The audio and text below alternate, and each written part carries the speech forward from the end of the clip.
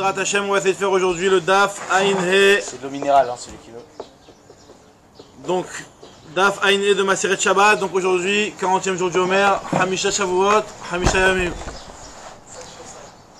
Blainara.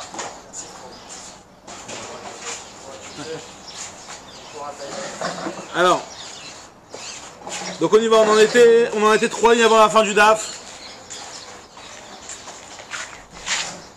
3 lignes avant la fin du Daf, à Tofer, j'étais Tfirot. Ouais, donc on était là en train de décrire toutes les Melachot. On en était à la Melacha de Tofer. On avait dit dans la Mishnah que celui qui fait une couture, donc de deux points de couture, il est chayav, et donc la mesure de Tofer, c'est 2 points de couture. La Gemara se pose toute la question, mais en faisant 2 points de couture. En fait, quand on parle de 2 points de couture, ça veut dire, bon, c'est une marque un petit peu dans les Rishonim, mais on va dire le pshat le plus répandu, c'est que, enfin, plus répandu. Un des pshatim, c'est de dire que tu fais un point, c'est-à-dire que tu rentres une fois et tu ressors. Il y en a qui disent que c'est 2 fois. Donc c'est un seul point. C'est un seul point, en fait, si tu veux, voilà. C'est-à-dire que tu rentres et tu ressors. L'homme échané, même si tu dis que tu le fais 2 fois, la Gemara se pose la question, elle dit, mais ça tient pas. Quand tu fais comme ça, tu fais 2 petits points de couture, ça tient pas, le truc il tient pas encore. Alors on sait que dans Shabbat, pour que la Melacha ait une valeur, il faut qu'elle soit quelque chose qui tienne le coup. La Gemara dit Ve'alo Kaima, on parle bien entendu ici de quelqu'un qui a fait un nœud après avoir cousu. Donc s'il a fait un petit nœud après avoir cousu, il a la Melacha de Tofer. Donc c'est vrai que là il y a la question que finalement, s'il fait un nœud, ça devient la Melacha de Kosher. Mais on peut s'imaginer qu'il a fait un nœud, soit un nœud qui est... il a l'intention de le défaire, peut-être le nœud, un truc comme ça, ou un nœud qui n'a pas toutes les conditions. Parce qu'on sait que dans la melacha de kosher, il y a une grande marloquette dans les Rishonim, quelle est la condition de base pour que ce soit un vrai kosher?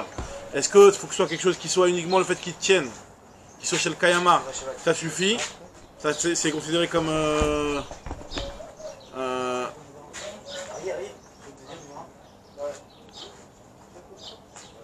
Alors, est-ce que le fait que le Kesher il soit chez le Kayama, ça suffit pour rendre Chayav? Ou alors il y a aussi une condition qui est Maaseuman. D'accord? Donc bon, tu peux t'imaginer quelque chose qui est pas Maaseuman, donc du coup ça tient, mais c'est pas Kesher, d'après ceux qui disent qu'il faut Maaseuman.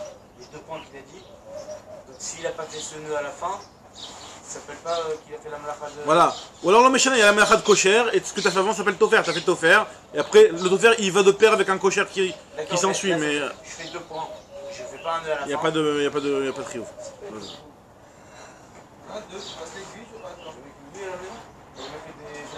Alors... Si tu fais 3 points, on est chayav, c'est ça? Alors, même si tu fais 2 points, t'es chayav. Maintenant, est-ce que tu demandes si tu fais 3 points, est-ce que tu as besoin du kesher de la fin? Ouais. À partir du moment où tu fais... Ça tient. Mais sans kesher. Est-ce que quand tu en fais 3, ça tient mieux, même sans kesher? Alors, je sais pas exactement comment les choses, comment ça fonctionne, mais En fait, une tfira, tu peux faire une tfira, tu peux faire sans kesher. ouais. Tu tires le fil et il s'en va. C'est ça. Bah, là-bas, c'est ça la question d'Agma, c'est que sans kesher, ça tient pas. Et Agma dit qu'il faut faire un kesher. Maintenant toi, tu te demandes est-ce que c'est que sur 2 points de couture, mais sur 3, peut-être que tu n'auras pas ces conditions-là, je sais pas. Ça doit être marqué ça, je vais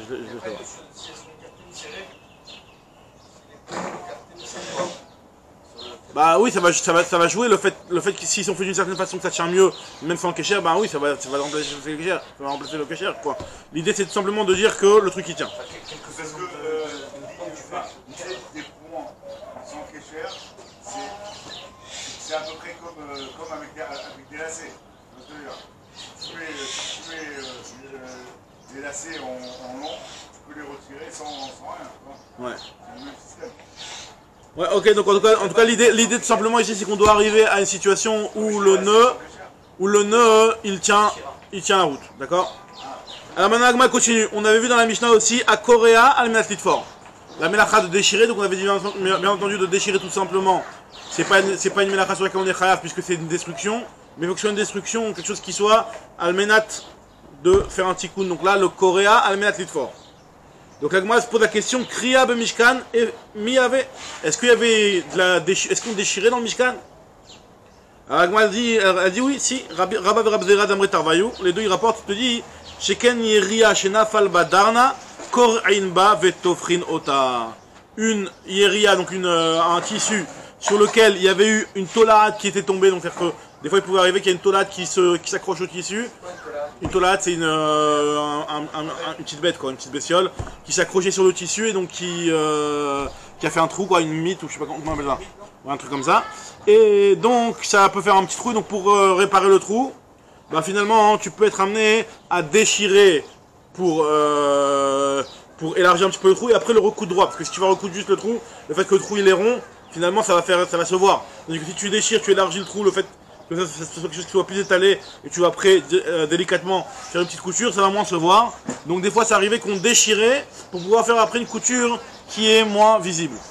D'accord? Chez Kanyeri, Ashinafal Badana, Korinba, on la déchire, Vetofrinota et après on la recoue. Amar Ravzutra Bartuvia Amar Rav. Alors là on va voir un petit peu des autres cas de figure dans la Ménacha de Tofer. Nous dit Ravzutra Bartuvia au nom de Rav, Amoteach Chut Shel Tfira Beshabbat, Chayav Khatat. Celui qui tend un fil de couture pendant Shabbat, il est Chayav Khatat, c'est-à-dire que c'est une Ménacha Minatora. C'est-à-dire quoi celui qui tend un fil de couture, c'est-à-dire que par exemple il a une petite couture qui s'est un petit peu élargie, et donc lui il tire le fil pour que finalement les deux vêtements ils se recollent. Donc c'est-à-dire que t'as une petite couture qui te relie deux petits morceaux, deux petites parties de ton vêtement, et donc le fait que que la couture a été un petit peu large, ça fait que ils étaient moins attachés, et donc lui il a tiré pour les attacher ensemble. Donc là finalement ça fait partie de la Mélacha de Tofer. Ça s'appelle Tofer. Hein?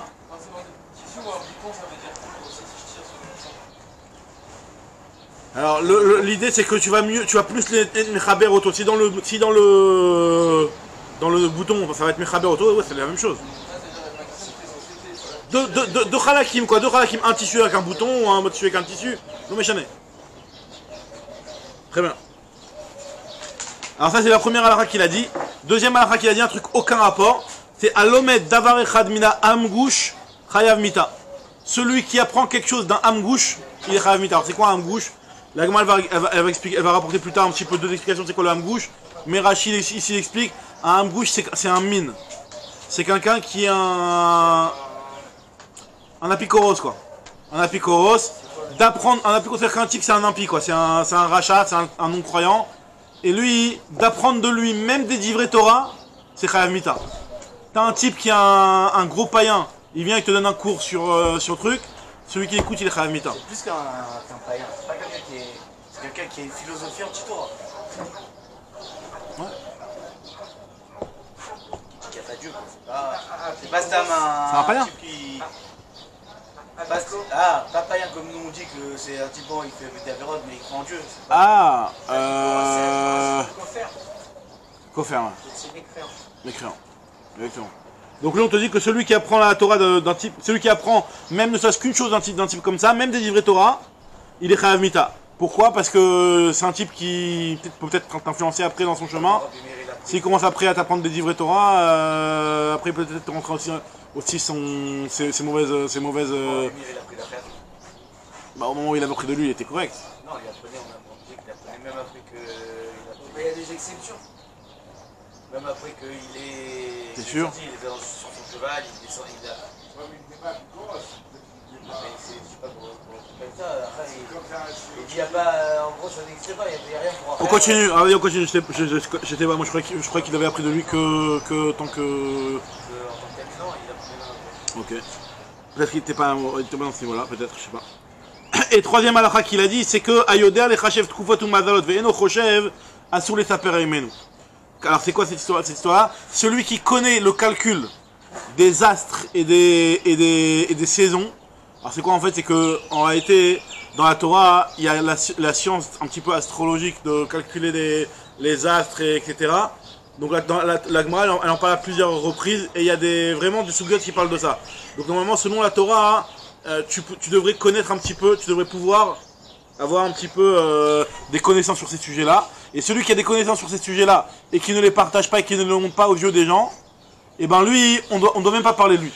Pourquoi? Parce qu'en réalité, comme on va voir dans le site de la Gemara, on va voir que cette science-là, c'est une science que même les goïms connaissent, l'astrologie, d'accord? Et en réalité, il y a marqué dans la Torah que c'est notre chokhma et notre bina aux yeux des peuples. Donc en réalité, la Torah elle nous a mis cette science-là dans la Torah pour que justement on ait quelque chose qui impressionne les peuples. Donc toi, si tu connais cette science-là et tu ne l'utilises pas pour impressionner les peuples, tu restes de ton côté et tu la partages pas, donc finalement tu rates l'idée de la chose. Donc là, de la même façon que toi, tu ne veux pas te montrer dans les endroits où la Torah t'a demandé de te montrer, à savoir dans le calcul des Trufot et des Mazalot, où la Torah t'a demandé de montrer ça aux yeux des peuples, que tu as une connaissance sur ce genre de choses. Par exemple, Rachid explique, il te dit par exemple que grâce à ces choses-là, tu peux savoir si une année, elle va être pluvieuse, ou elle va être sèche, en calculant les saisons et en sachant que finalement cette saison-là, ça va être une saison qui va rentrer dans tel astre et dans tel truc. Cette année, elle va rentrer dans tel astre et dans tel truc. Donc tu peux avoir même des... C'est un peu Madame Irma, quoi. Non, non, c'est de l'astrologie. C'est pas de façon péjorative. C'est-à-dire, c'est cette façon, ce qu'ils appellent aujourd'hui savoir ce qui va se passer. C'est pas de la voyance, Rav Shaya. C'est des calculs. C'est de la météo. La météo, ça peut être... ouais, enfin c'est pas seulement de la météo, c'est les astres. Les astres.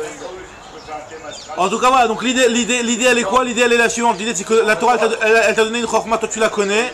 Cette chorma, la Torah elle t'a dit montre-la aux yeux des peuples parce que c'est ce qui va impressionner les peuples et toi tu le montres pas aux gens. Donc là, même ce que tu connais, ce que en réalité les enseignements de Torah qu'on aurait pu apporter en ton nom, et ben on les rapportera pas en ton nom. Mida keneged mida. De la même façon que toi tu n'as pas voulu montrer ce que la Torah a demandé que tu montres, ben pareil on va pas parler de toi dans les enseignements que tu vas partager. Alors la Torah elle te dit, la Gemara te dit donc Assour les saper et mais nous on n'a pas le droit de parler de lui. Alors maintenant la Gemara elle reprend sur l'histoire de Hamgouch. Là c'est quoi le Megushta? Donc le Megushta, souvent dans la Gemara elle te parle du Hamgosh. Alors c'est quoi ce Megushta? Donc en araméen le Megushta, c'est quoi exactement? Nous on a dit que c'était un mine, c'était quelqu'un qui a été un mécréant. D'accord?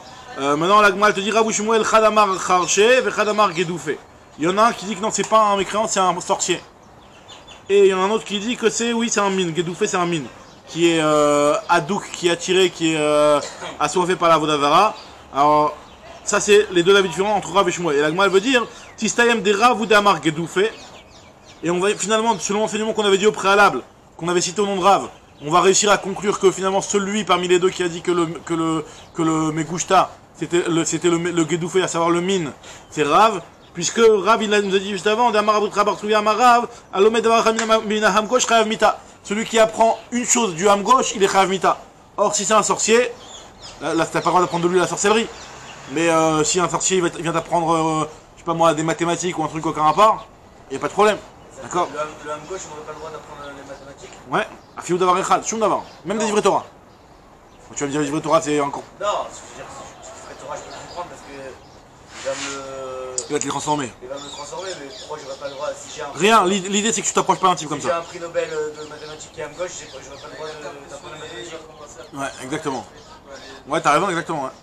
À la Kha aujourd'hui? C'est marqué dans la Gemara, c'est tranché dans le Rambam. Donc Shulchan Aruch qui tranche. Yoredea. C'est très important, Shulchan Aruch.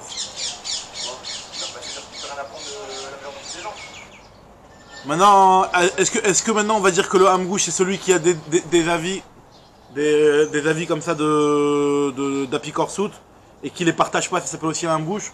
Ou alors seulement quelqu'un qui est un petit peu... c'est un actif quoi, c'est un... je sais pas. Mais t'as raison, c'est vrai que ça pose problème. Faudrait vérifier cette halakha. Des gens qui sont Hamgouch. Halakha dans Shulchan Aruch, Koufaïn tête, c'est issue de tête. Faut vérifier ce qui est marqué là-bas dans Shulchan Aruch. Faudrait vérifier ce qui est marqué dans Shulchan Aruch là-bas. Ok. Donc en tout cas la Gemara te dit que donc on déduit que c'est bien Rav qui a dit que c'est le mine, puisque Rav nous a dit que Alomé Davarchanin Hamgouch Rav Mita. Deisa Kadat Kharche, si tu me dis que c'est un sorcier, pourtant il y a marqué active Lotilmad la Asot, Aval Atalamed Leavin ou Leorot.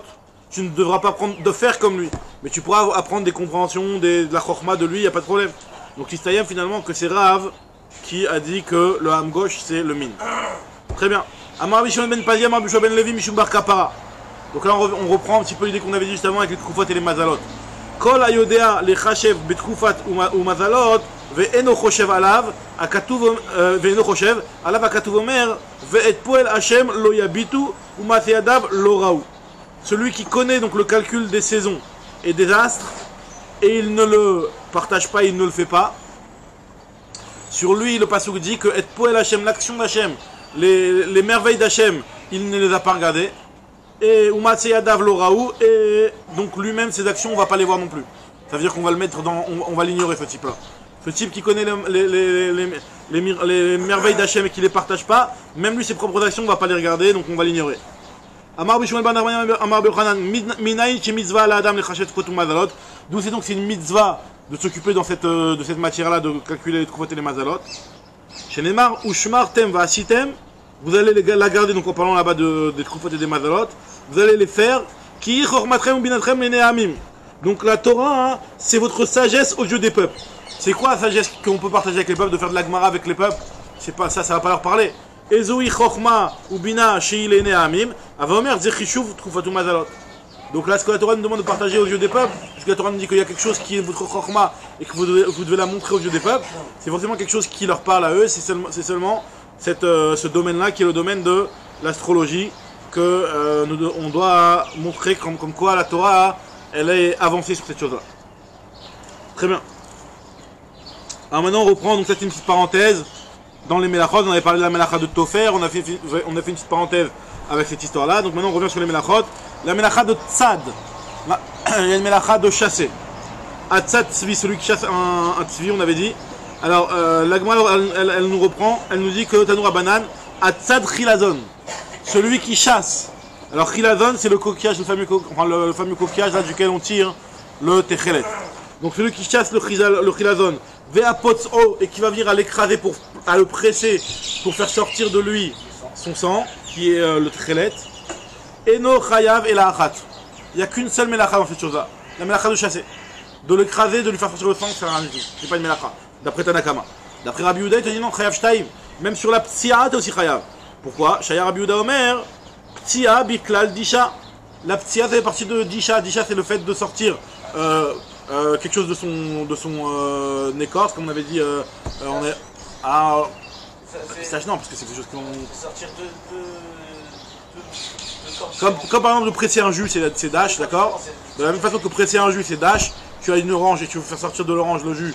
Enfin, l'orange, c'est pas de raïta, mais ils ont dans le raisin. C'est dash. Quelqu'un qui saigne, c'est dash. Quelqu'un qui saigne? Tu donnes à quoi quelqu'un qui saigne, c'est dash. Non, c'est pas dash, puisque dash, c'est quand tu veux récupérer le jus. Quand tu veux. L'idée, c'est de sortir le produit d'un truc. De toute façon, saigner, c'est Netilat Neshama, c'est autre chose. Alors, quand tu fais une. C'est pas dash, c'est melaben. Ouais. Parce que je veux pas récupérer du jus. Ouais. Il y a, dans Sochet, la Melacha de Sochet, qui est la Melacha de presser, il y a deux Khalakim. Il y a un Khalak qui est à cause de dash et un Khalak qui est à cause de melaben. Ça dépend si tu veux récupérer le liquide, donc là t'es dash. Si tu veux nettoyer le vêtement, donc juste presser pour que le vêtement soit nettoyé, là c'est melaben. Maintenant la Gemara te dit que donc Rabbi Yehuda te dit qu'on est chayav deux fois parce que la psia ça fait partie de disha. Et Amroula ils lui ont dit que en psia bichlal disha, psia c'est pas disha, puisque il te dit que la disha c'est seulement quand tu vas sortir quelque chose, comme par exemple tu vas sortir la tvoua de sa tige. Alors ça c'est disha. Mais la psia lui considère que non. T'as quand même considère que non, puisque alors il te dira va pourquoi. Amarava maïta amad rabanan. Car c'est vrai en disha et là les guidou les karka. La disha, elle est seulement dans les guidou les karka, comme ce que tu as rapporté dans le Tosfot derrière là-bas. Le dash, il est seulement dans les guidou les karka. Or de prendre un coquillage et de le presser, le coquillage c'est pas des guidou les karka, donc là il n'y a pas de notion de dash. La Gemara part tout de suite de ça. Tu le tues, donc tu devrais travailler à cause de Netilat Neshama. La Gemara elle te dit à Mario Hanan chez Pot Omet. Tu peux attendre qu'il meure, et une fois qu'il meurt, tu le presses pour sortir le sang. Donc là, dans ce cas-là, tu le tues pas. Si c'est un poisson, que tu le retires, tu sais très bien qu'il va mourir. D'accord. D'accord. Mais là justement, la Gemara te dit que. Enfin, la Gemara te dit. Quand tu vas. C'est-à-dire que tous les poissons que tu enlèverais d'eau, ça serait. Tu bats tout de suite. C'est un drama. C'est très bien qu'en le sortant, lui, il va mourir. Alors, ça veut dire que c'est quand tu vas prendre un poisson que tu crèves d'eux, et tu as jamais. C'est ça. Il a raison, est-ce que le Netilat Neshama du poisson ça s'appelle Netilat Neshama parce que c'est quelque chose qui se fait. Dans 2 minutes il va mourir le poisson. Dans 2 minutes, parce que tu l'as sorti de l'eau, 2 minutes plus tard il va mourir. Je sais pas, faudrait vérifier qu'il y a un Miadoraita Netilat Neshama, je crois pas, je suis pas sûr. Enfin, je sais pas. En tout cas, avec moi elle te dit que Velichayev Namim Shum Netilat Neshama, il se pose la question, donc quand tu vas le presser, tu le tues le coquillage. Donc comment ça te fait que tu n'es pas Chayav Mishum Netilat Neshama? Amar Rabbi Yochanan, donc que d'après 1 tu devrais être Chayav 2, d'après 3 à la limite. On m'a dit Amar Rabbi Yochanan, Shepat Omet, tu l'as fait quand il est mort. Rava Amar Afilu Tema Shepat Socha, il te dit que même si tu l'as fait quand il est vivant, Mit Asek ou Etzel Netilat Neshama, en réalité toi tu n'es pas en train de vouloir le tuer, tu es juste en train de vouloir sortir son sang. Alors c'est vrai que ça va entraîner la mort. Mais t'es mis à sec par rapport à la mort, c'est-à-dire que ton acte, t'es en train de faire une autre action qui va entraîner la mort, c'est un petit peu de chez Mitkaven. Alors la Gemara demande tout de suite ses petits créchés. La Gemara dit ses petits créchés. C'est un gramma là en fait. C'est pas un gramma, c'est-à-dire que t'es pas Mitkaven. Alors la Gemara elle pose tout de suite la question d'Acher, que ses petits créchés. Je suis d'accord. Quand tu tires le sang, tu fais une action. Tirer le sang. Plus je te laisse agoniser. Alors la Gemara pose tout de suite la question d'Acher, que fait ses petits créchés, regardez ce qu'elle demande à la Gemara. Donc je reprends dans les mots. Rava Amar, Afilu Tema Shepat Socha, Mit Asek ou Etzel Netilat Neshama. Ve Abaye ve Rava Ravayu, pourtant Abaye et Rava ils ont dit les deux ensemble. Modé Rabbi Shimon be Psi Créché Velo Yamut. Rabbi Shimon il est d'accord dans Psi Créché que tu es Chayav. Dans un cas où c'est quoi Psi Créché, dans un cas où ton action, c'est vrai que tu n'y as pas pensé, mais c'est sûr qu'elle va être entraînée. D'accord? Donc pourtant Rabbi Shimon, il est d'accord dans ce cas-là que c'est Chayav. La Gemara répond Shaneacha de Kama de Beneshama Tfe Nichale Keichi de Itzil Tzivre. Ici c'est différent, parce que même, alors je vais dire le chat de Rashi, que même si en réalité c'est vrai qu'au final, c'est sûr que ça va entraîner la mort, mais à partir du moment où toi t'es pas intéressé à ce que ça entraîne la mort, puisque le sang du trélet, il est beaucoup plus de qualité lorsque le coquillage il est vivant que lorsqu'il est mort, donc c'est un petit créché que t'es pas intéressé. C'est un petit ce qu'on appelle psychréché de l'onichale. Et donc psychréché de l'onichale. Alors c'est vrai que nous on a l'habitude de dire que ça c'est la vie du Harouk, la chita du Harouk. C'est une marque dans les Rishonim, cette histoire de psychréché de l'onichale. Mais là a priori cette Gemara là elle semblerait de dire cette chose là. Maintenant voilà il y a un deuxième chat dans les Rishonim sur cette Gemara là, le chat du Ramban, qui est de dire qu'en réalité le fait que toi t'es intéressé à le garder vivant, tu vas trouver un moyen de l'écraser, de le garder vivant. Tu vas l'exploser le coquillage, il va être à l'ouest après, mais c'est possible qu'il ne meure pas.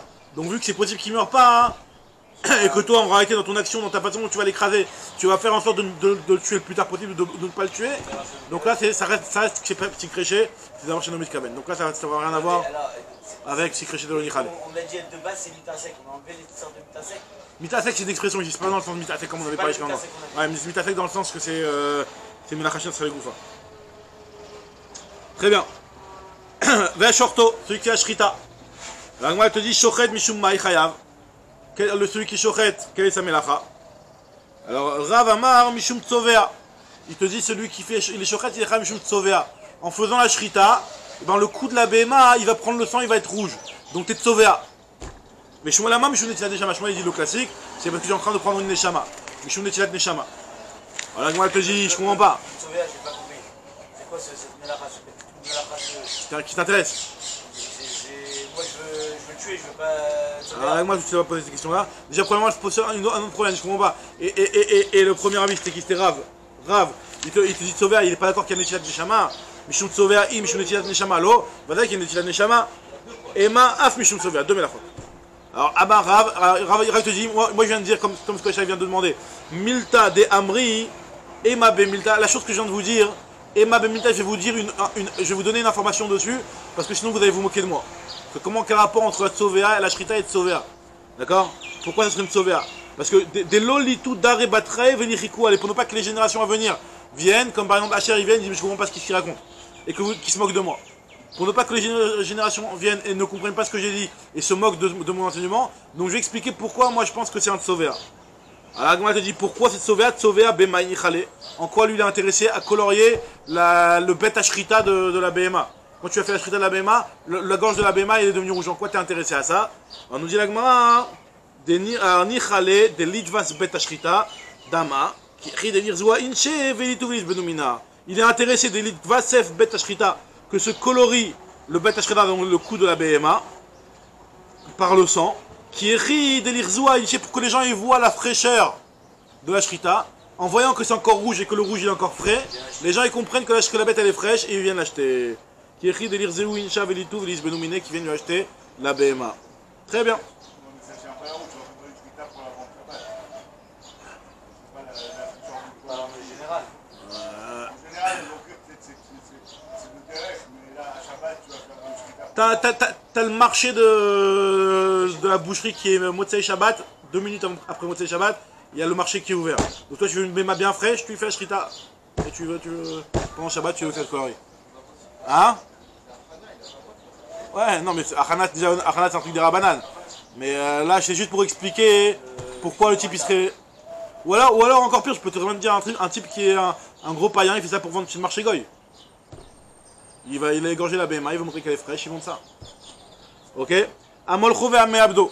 Celui qui fait la melicha, donc celui qui va saler, ou celui qui va travailler les pots. Alors donc on avait dit que c'était la même chose, Agma va nous le dire ici. Aïnou Moleach, Aïnou Me'abed. Ça revient, c'est la même chose de travailler les pots, de les saler, c'est pour les travailler. Agma te dit, Rabbi Khan Rechak Isdamre Tarvayou, Apikran Minayou Ve'aïl Sirtout. Enlève-moi-en un, et donc finalement je vais te retrouver avec 38 melachot, et mets à la place Sirtout. C'est quoi Sirtout? Sirtout c'est le fait de tracer. C'est un petit peu ce qu'on voit dans le Sefer Torah, les lignes comme ça qui sont tracées, ça c'est le Sirtout. Et ça c'est une melacha. Parce qu'en général, quand on allait couper, faire le mechater sur les fines mesures, on faisait d'abord un Sirtout, on faisait un traçage, pour qu'après tu viennes avec le cutter et tu coupes directement dans le traçage. Donc c'était un pré-découpé ou un truc comme ça, mais ce Sirtout là c'est une melacha. Donc à la place de Me'abed ou Moléar, vu que tu vas les compter en une seule, rajoute la melacha de Sirtout. Amar Baravuna, Ayman de Malar Bisra. Celui qui va saler une viande. Donc celui qui va saler une viande pendant Shabbat. Donc Chayav Mishum Me'abed. Il transgresse la melacha de Me'abed, puisqu'en réalité en la salant, tu la travailles. Alors là on parle pas de saler une viande pour le repas, là, elle précise tout de suite. Le sang. Alors là on parle pas de saler pour enlever le sang, on parle de saler pour conserver. C'est le congèle de l'époque. Donc celui qui sale un saucisson, un truc comme ça, pour que la viande elle se conserve.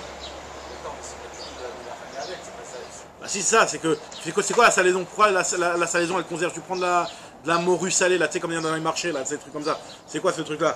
C'est que tu le mets du sel, donc le sel il t'enlève tout le liquide, il te tire toute la laroute, tout le liquide du poisson, de la viande, et donc finalement il n'y a rien qui va le faire moisir parce que ça moisit, parce qu'il y a c'est un petit peu humide donc ça va moisir, donc ça fait que c'est complètement sec et donc tu peux le conserver comme ça.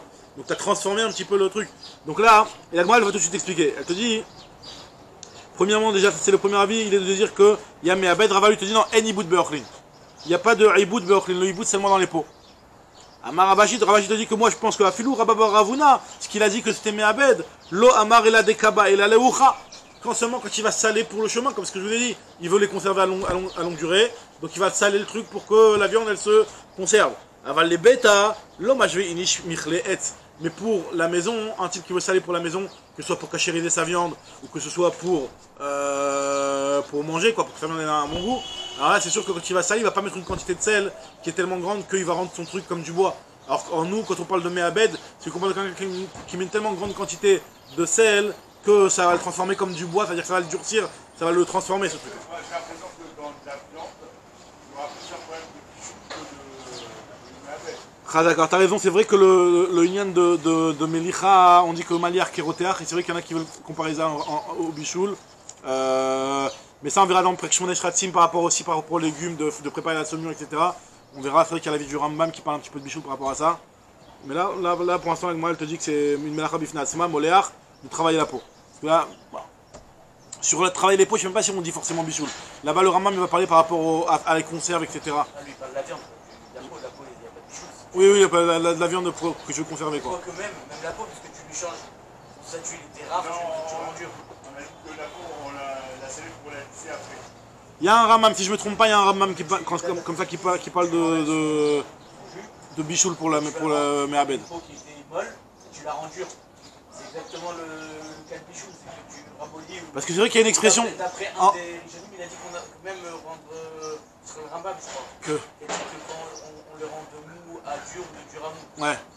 C'était pas compréhensible sur Rambam, mais ouais, c'est Rambam qui dit comme ça. Maintenant, le Inyan, c'est que.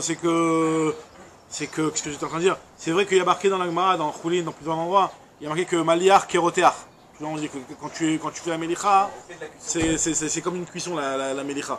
Mais c'est pas une cuisson pour Shabbat.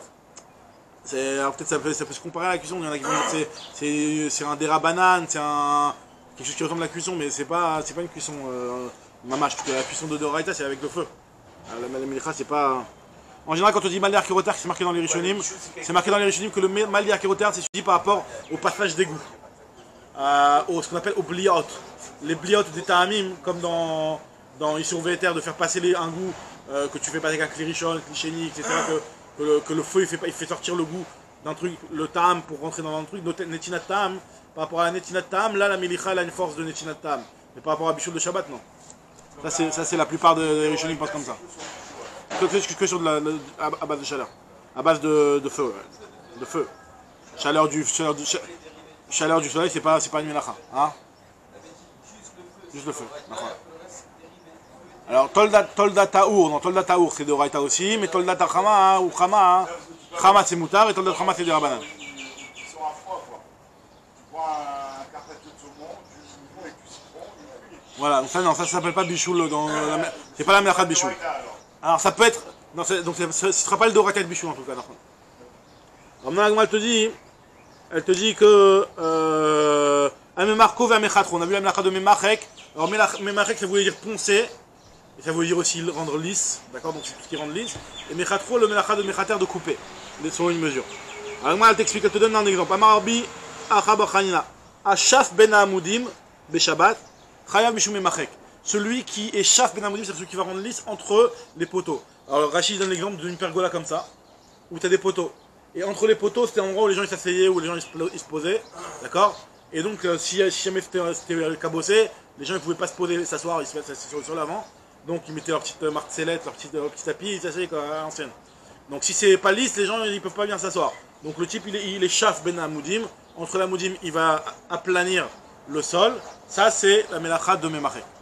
De Memachek, de rendre lisse. Alors, Agmal te dit aussi, Amar Abichia Bar Abba, Gimal Dvarim Sachli Rabashi. Rabashi m'a raconté trois halachot. Mishemé de Rabbi Yoshua ben Levi, au nom de Rabbi Yoshua ben Levi, qui sont les suivantes. Premièrement, Amegarer Rachek Kluntsaot Beshabbat, Chayav Mishum Mechater. Celui qui a des Kluntsaot, alors ce sont des petits bâtons, donc donc des petits bâtons, enfin des tiges, on va dire. Des tiges qui peut être utilisées pour quoi? Pour être planté sur le sol comme des poteaux, je ne sais pas exactement à quoi ça servait ces Kluntsaot. Mais en tout cas, les Kluntsaot sont des longs bâtons. Si jamais toi tu veux peut-être des armes, peut-être des armes, c'est utilisé comme des armes. Ah? Pourquoi? Tu veux les tirer? Pourquoi les tirer? Non, avec ça veut dire que tu les frottes pour que ça fasse une pointe. T'as une lance, tu veux faire une lance, une arme. En gros, c'est la tailler, quoi. Tu la tailles, exactement. La tailler, c'est Chayav Mishum Mechater. Parce que tu vas couper pour que ça te fasse une pointe bien pointue. Donc là, dans ce cas-là, hein, c'est Chayav Mishum Mechater. Et celui qui va préparer un pansement. Alors les pansements de l'époque c'était quoi? C'était un morceau de tissu quoi, sur lequel il y avait une grosse crème. Et la crème elle devait être bien aplatie sur le tissu pour que le tissu soit entièrement pris avec cette pommade. Donc là celui qui va être mémaréach la rétia c'est ce qu'on appelle cette préparation là du tissu plus pommade. Celui qui va aplanir la rétia, donc la pommade sur le tissu, pour qu'elle soit sur tout le tissu. Là, c'est la melacha minatora de Memariach. Memariach qui est une tolda de Memachek. Alors, à Memariach retia beshabbat chayav mishum Memachek. D'accord?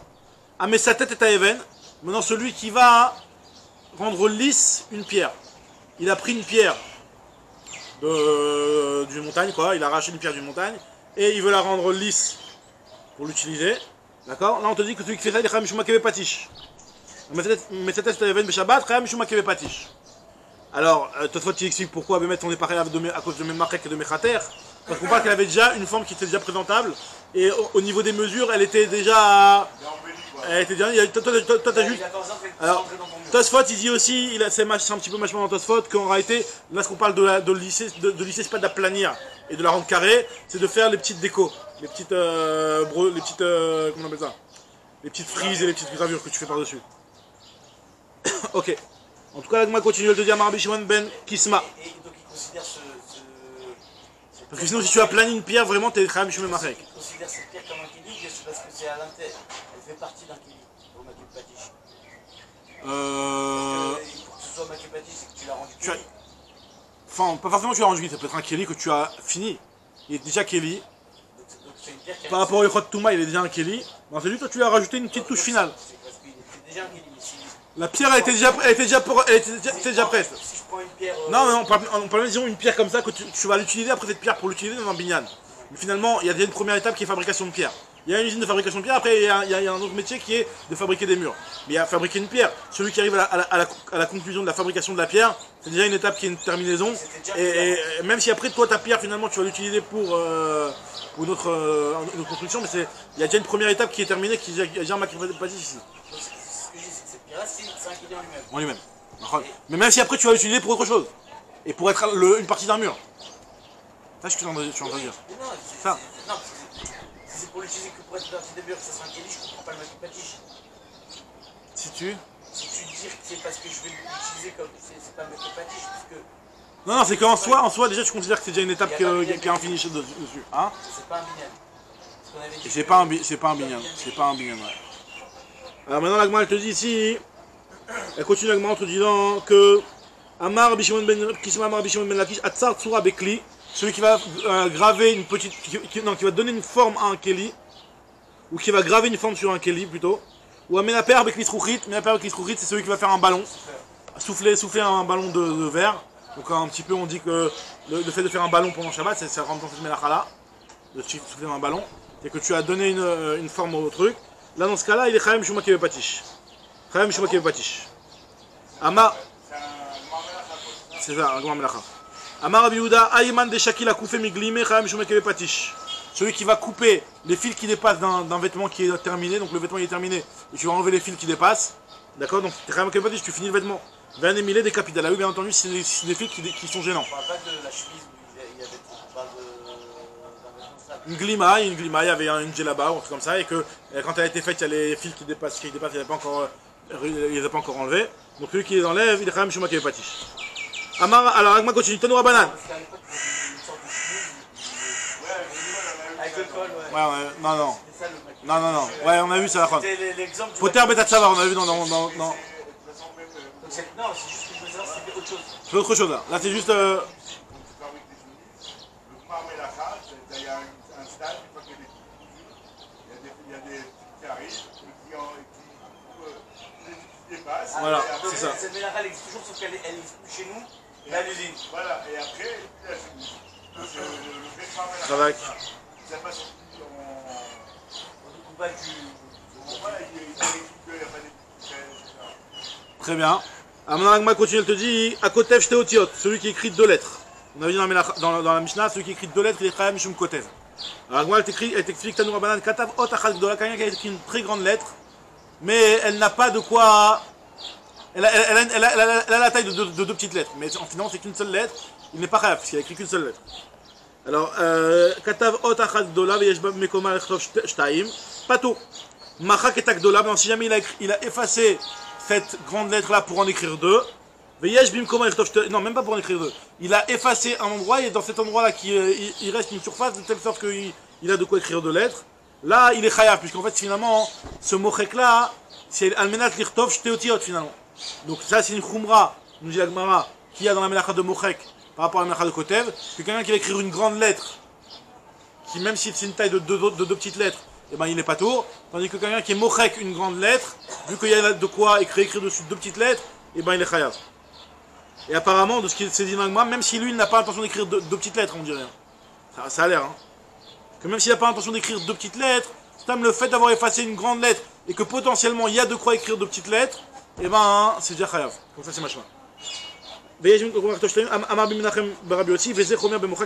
la khumra qu'il y a dans la melacha d'effacer par rapport à la melacha d'écrire. Abonné va sauter à mechabe va mavir va patish.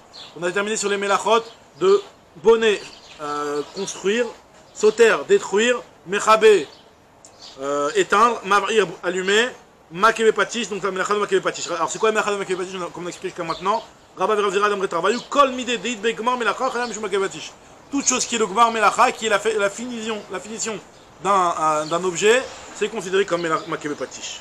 On avait dit que Eloum avot melachot, voici les avot melachot qui sont 40 moins 20. Il y en a 39 avot melachot. Alors, il m'a dit, qu'est-ce que tu me dis quand tu me dis Elou, tu veux m'exclure quoi?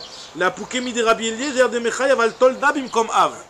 Quand on te dit qu'il y a 40, on te répète le compte de 40 comme ce qu'on avait dit au début de la Gemara, Rabbi Yochanan qui disait c'est pour dire qu'il y a 39 Khatot et pas un de plus. Ça vient exclure l'avis de Rabbi Eliezer. Rabbi Eliezer, lui, c'est un avis particulier qui dit qu'on est chayav à tolda bimkom. C'est-à-dire que quelqu'un qui fait une melacha avec sa tolda, il est chayav de korbanot. Jusqu'à maintenant, on n'a pas du tout appris comme ça. C'est un nouvel avis qu'on vient de voir. Très bien. Maintenant, la Gemara continue, elle te dit, il y en a, tu me dis qu'il y en a chaser achat. Ok, tu me dis qu'il y en a 39, chaser achat. Quand tu viens me dire ce compte de 39, est-ce qu'il y a un autre avis qui pense qu'il y a un compte différent? Quand tu me dis chaser achat, c'est machement que tu veux exclure une. C'est quoi celle que tu veux exclure? Celle que tu veux exclure. Alors, on dit la Gemara, la Poukémi de Rabbi Yehuda. Alors, je t'ai posé la question, est-ce qu'il y a un autre avis qui pense qu'il y a 39 melachot? Oui, il y a l'avis de Rabbi Yehuda qui pense qu'il y en a 41. Il y a Rabbi Yehuda qui pense qu'il y a 41 melachot. Alors, c'est quoi les deux melachot que Rabbi Yehuda rajoute? Des Tanya Rabbi Yehuda Mosif est à Shovet vers Medagdek. Alors, Shovet et Medagdek, ce sont des melachot qui sont faits, qui sont en rapport avec ce qu'on avait parlé, donc le fait d'avoir préparé le cadre pour tisser. D'accord? Et Shovet, c'est de prendre, lorsque tu as mis le chéti, d'accord, dans le cadre, des fois, le chéti, quand tu vas commencer à coudre et faire passer le fil du harev dans le chéti, ben, en mettant le fil du harev, ben, des fois les fils du chéti ils vont se coller trop. Et donc toi tu veux les remettre en place, les fils du chéti. Alors voilà, alors Tanaka Chachamim, il va penser que ça fait partie de la première melacha, mais lui il a considéré comme une melacha à part. Shovet et Medagdek. Medagdek, c'est le fait de ah non, ce que j'ai dit, mais là c'était Medagdek. Medagdek, c'est quand tu tends le fil du harev, des fois tu abîmes tu déplaces les fils du chéti, et c'est de les replacer. Et Shovet, c'est le placer comme il faut. C'est-à-dire que si c'est déplacé pour d'autres raisons, tu viens le placer comme il faut. Ça te ressemble un petit peu à des trucs qui sont un petit peu ambigus, parce que je sais pas exactement techniquement comment c'était fait ces trucs-là, mais en tout cas, voilà, ces deux melachot là, Rabbi Yehuda il les compte. Alors Amroulo, ils ont dit Shovet areu bichlal meser, Medagdek areu bichlal oreg. Le Medagdek, ça fait partie de oreg, parce que c'est au moment du tissage que tu es amené à redresser les fils du chéti.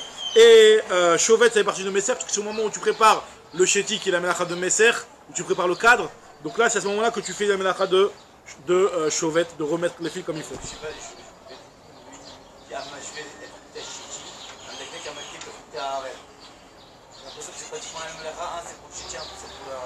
De quoi sur le cas Shovet et Medagdek. Ouais, ok. Non, Shovet, alors Shovet, de ce que c'est rendre droit, rendre parallèle. Tu les remets en place, les fils du chéti, quand ils sont là. Et Medagdek, c'est quoi? Non, c'est quand tu...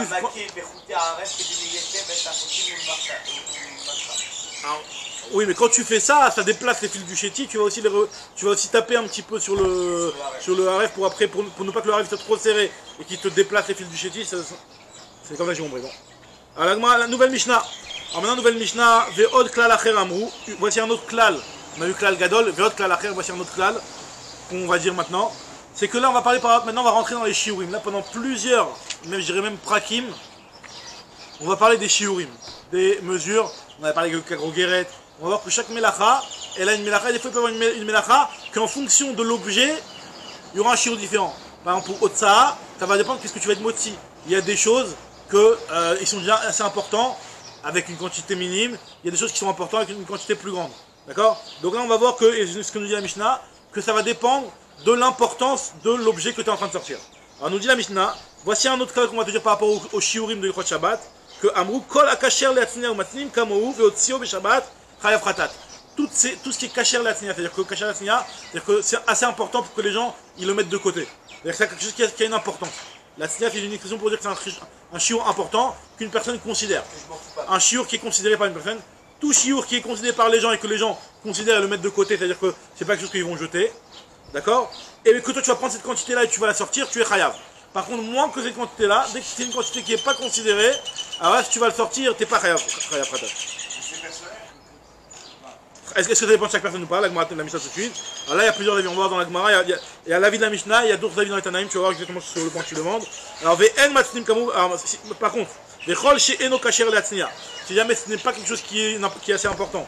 Ve'en Matznim Kamou, Ve'otzio Beshabbat.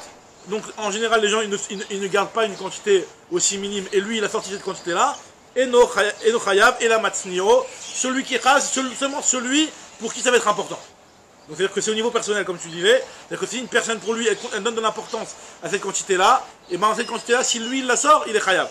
Mais si son voisin il va la sortir de cette même quantité, vu que pour ce voisin-là c'est pas important, même si finalement c'est un objet qui appartient au voisin numéro 1 et que pour lui c'est important, et ben il n'est pas chayav. On n'a pas compris avec Maritime. Toujours le Shabbat, il n'y a que ça. D'accord, non, on ne parle pas pour chayav de Raïta. Maritime après ce sera autre chose. Maintenant, des rabanan, quoi qu'il arrive, c'est même pas Maritime, c'est Khatishiou. On fait pas même les petites quantités. Mais en tout cas, Minatora, il n'y a pas de chiyou. Nous dit l'agma, quand la kacher la tznia, qu'est-ce que tu viens m'exclure quand tu me dis toute une chose qui est kacher la tznia? Donne-moi un exemple d'une chose que en général on ne garde pas. La pouké maï, Rafa Pamar, la pouké d'amnida. Je dis le sang d'une nida, c'est quelque chose qui est dégoûtant, en général tu prends, tu mets à la poubelle. Donc, c'est pas quelque chose qu'en général on conserve. Donc vu que c'est pas quelque chose qu'en général on conserve, si jamais une femme elle a sorti du sang de nida, je sais pas comment, elle a sorti du sang de nida, elle serait pas khayab. Parce que c'est pas quelque chose qui est important, c'est quelque chose qui est jetable, en réalité ça vaut rien.